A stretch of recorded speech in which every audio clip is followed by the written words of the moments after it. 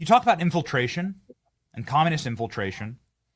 It seems like a really stark warning to New York that at the very least you have a candidate here who's played footsie with Hamas, according to his commentary. He's sang and rapped about supporting of 5 individuals who were criminally charged for sending money to Hamas, a terrorist organization. You know, he himself is a Muslim. And I think there's a lot of people in New York saying, you know, what the hell's happening to my city? In just a few short decades, we are here now at the, here at the precipice. You went viral, of course, Mr. Mayor, this week with just photos of you, side by side of you and Mamdani on the morning of September 11th. Here's one example. Some of the famous photos of you walking through the streets, taking charge, of course, after this terrorist attack, and just people saying, what the hell's, what's happened to this city? It does seem like alarming, and there are now members of Congress, one of them will be joining the show, Andy Ogles, who's saying perhaps we should denaturalize him or at least do an investigation into this because he lied and he has ties to terrorist organizations. Your thoughts on this, Mr. Mayor? No, I think that's very responsible request and something government should do. Given the nature of the things that he says, I don't know that we can come to the conclusion or convict him of it, but he raises a real legitimate concern that he's not a loyal American and that he is working. The degree of his involvement in the things that Hamas believes about or believes and the activities he engages in that are pro-Hamas, anti-American, and anti-Israel, to the extent of carrying their flag and burning ours, would suggest there's something deeper to it. And that is that there is certainly enough that he's done and said that would justify an FBI investigation that he's a traitor. Therefore, you'd want to know what kind of connection is there. I mean, I did a lot of these investigations in the Soviet era.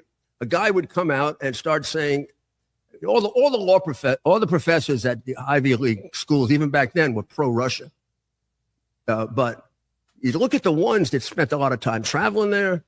You'd look at the ones that had come back and they go over the top and attacking America. And they were subjected to FBI investigations. Of course, Hoover got attacked for it, but they wanted to take us over.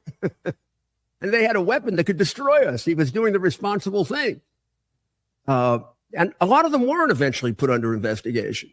But the fact that we investigated them got us an unbelievable amount of intelligence. And right now, we are seriously lacking intelligence. I am so worried about the people who did what I used to do. The way I look at it, I had about 90% more intelligence than they did. We have. It wouldn't be an exaggeration to say we have anywhere from 3 to 6 million bad actors in this country, many of which are terrorists. And in fact, nobody can contradict that because nobody knows how many we have and nobody knows who came in. Most of those people were not identified. The ones who were identified are a small minority. Even the ones we checked in, we never were able to check their background because Venezuela won't tell us, China won't tell us. Most of the African countries don't tell us. So the guy comes in and you say, are you a criminal? No. Are you a terrorist? No. How do I know?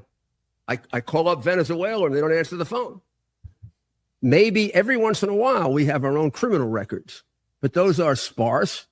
They're not the kinds of things I would be used to. I did an awful lot of those checks and 90% of them worked. The 10% that didn't work, we didn't let them in. The burden was on you to show us that you weren't a criminal, not the other way around.